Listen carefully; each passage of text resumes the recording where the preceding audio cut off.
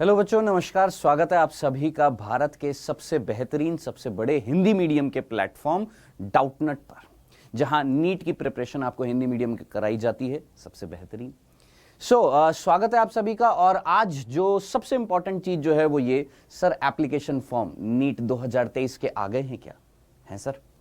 मेरे पास बहुत सारे मैसेज आए, सर एप्लीकेशन फॉर्म आ गया, सर एप्लीकेशन फॉर्म आ गया। अरे सर, ये एप्लीकेशन फॉर्म कहां मिलेगा सर?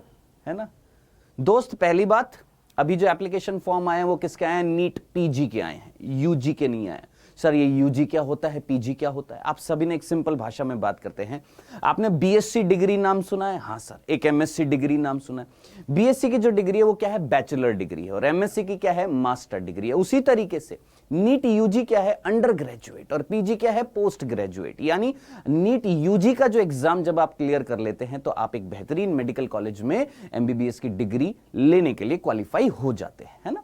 उसके बाद जब आप एमबीबीएस की डिग्री कर लेते हैं, है ना, डॉक्टर बाबू बन जाते हैं, उसके बाद में फिर और मास्टरी करने के लिए आपको नीट पीजी का एग्जाम देना पड़ता है। तो दोस्त, अभी जो एप्लीकेशन फॉर्म रिलीज्ड हुए हैं वो नीट पीजी के हुए हैं, यूजी के नहीं हुए हैं। दूसरा, सर ये कब रिलीज्ड होंगे? तो देखिए, अगर मैं वो देखूं कि पिछले कुछ सालों में अगर देखूं कोरोना टाइम से, तो जनवरी के सेकंड वीक में रिलीज्ड हो जाते थे एप्लीकेशन फॉर्म, है ना। अभी तक नहीं हुए हैं, लेकिन ये आशा करिए कि जल्दी हो जाएंगे।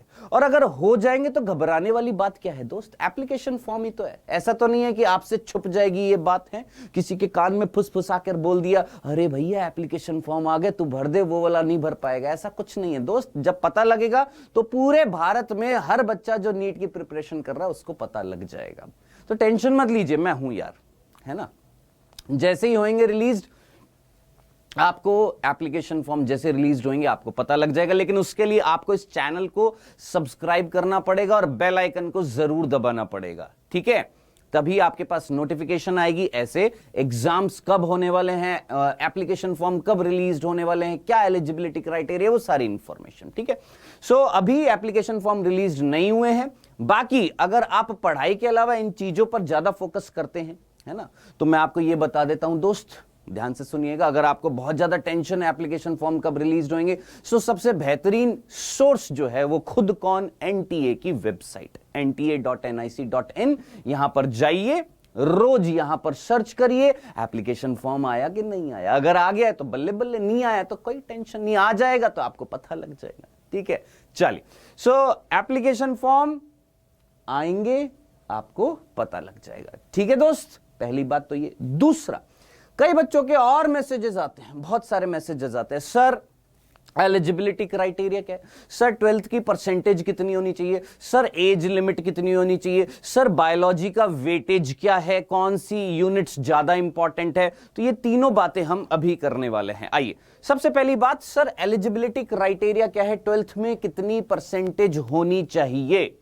दोस्त, सबसे पहली बात तो ये, तो आपको ये मानना पड़ेगा क्या, 12th में आपकी परसेंटेज देखने से पहले ये आपको मानना पड़ेगा, आपके ये जो तीनों सब्जेक्ट हैं, क्या इन तीनों सब्जेक्ट में आपके 33 मार्क्स आने चाहिए कि नहीं आने चाहिए? क्या आप पासिंग मार्क्स लाएंगे तभी तो आप एलिजिबल होंगे ना, है ना। तो आपकी जो 12th की जो मार्कशीट आएगी, है ना, उस मार्कशीट में अगर पास लिखा हुआ है तो ये आप एलिजिबल हैं। लेकिन 12th की परसेंटेज मिनिमम कितनी चाहिए? तो दोस्त याद रखना, जो जनरल कैटेगरी के जो बच्चे हैं उनके लिए 50% मिनिमम 12th में परसेंटेज होनी चाहिए। 50% मिनिमम 12th में परसेंटेज होनी चाहिए, है ना। बाकी एससी, एसटी और ओबीसी जो है उनके लिए कितनी होनी चाहिए? 40% उनके लिए है, ठीक है। ये चीज आपने याद रखनी है, भूलना नहीं है कि मिनिमम आपके 12th में 50% होना चाहिए। बाकी इस कैटेगरी के जो बच्चे हैं उनके मिनिमम 40% होना चाहिए, किसमें? 12th की परसेंटेज में। डन डना डन डन। बाकी इतना तो आप कॉमन सेंस लगा ही सकते हैं कि पास होना बहुत जरूरी है। बिना पास हुए आप कैसे उम्मीद रख सकते हैं कि आप नीट का एग्जाम क्रैक कर लेंगे? पास होना बहुत जरूरी है, ठीक है। चलिए, ये तो रही बात एलिजिबिलिटी क्राइटेरिया की। अब दूसरी बात आती है, वो है एज लिमिट की। सर एज लिमिट कितनी होनी चाहिए? सर हमारी एज 16.5 साल है। सर मैं इस वर्ष में पैदा हुआ था, क्या मैं एलिजिबल हूं? दोस्त, ये सारी चीजों को साइड में रखो, दो चीजें याद रखो। क्या? मिनिमम एज लिमिट कितनी होनी चाहिए दोस्त? आप 17 साल के हो जाने चाहिए। 17 साल के। अगर आप 17 साल से एक दिन भी कम हैं, एक दिन भी, तो आप नीट के एग्जाम के लिए एलिजिबल नहीं हैं। याद रखिएगा, सर मैं 16.5 का हूं, सर मैं 16 का हूं, सर मैं इतना हूं, सर मैं उतना हूं। नीट के एग्जाम में आपकी मिनिमम एज 17 ईयर होनी चाहिए और मैक्सिमम ये 2022 में लागू हो गया था। कोई एज लिमिट नहीं है, नो एज लिमिट, कोई एज लिमिट नहीं है। ठीक है जी, कोई एज लिमिट आपके पास नहीं है।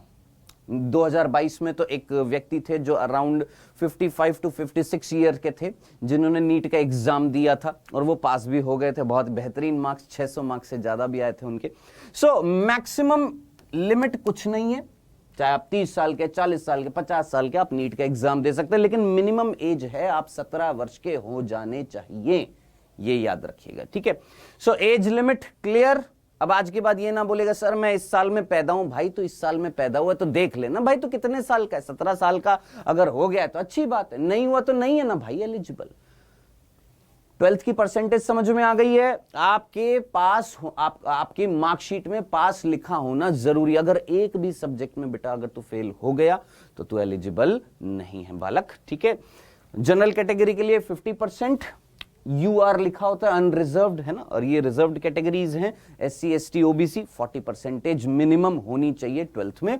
बाकी एप्लीकेशन फॉर्म मैंने आपको बता दिया है, जैसे रिलीज हो जाएगा आपको पता लग जाएगा। अब एक तीसरी चीज है और वो ये कि सर बायोलॉजी में कौन कौन से चैप्टर इंपॉर्टेंट है या कौन कौन सी यूनिट हमारी मोस्ट इंपॉर्टेंट है, इसके ऊपर मैं ऑलरेडी एक वीडियो बना चुका हूं, फिर से बता देता हूं दोस्त। ये वो चैप्टर हैं जो हाई वेटेज चैप्टर हैं, परसेंटेज के अकॉर्डिंग मैंने आपको बता दिया है।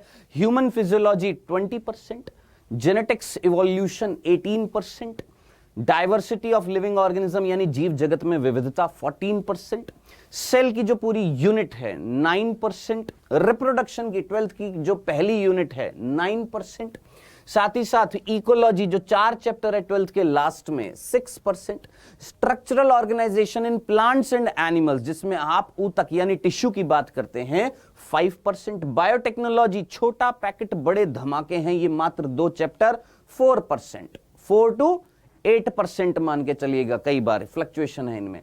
Biology in human welfare 9%, sorry biology and human welfare इसके 3 चैप्टर हैं 9%, प्लांट फिजियोलॉजी 6%।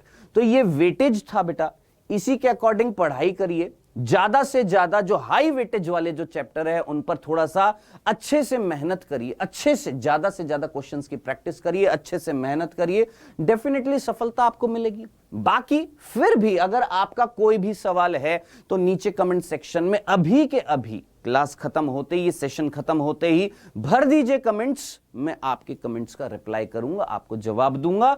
लॉजिकल प्रश्न पूछिएगा, ठीक है सर मेरी इतनी एज है, इतनी एज है, मैं आपको ऑलरेडी बता चुका हूं, अब ये कंफ्यूजन दूर रखिएगा, ठीक है।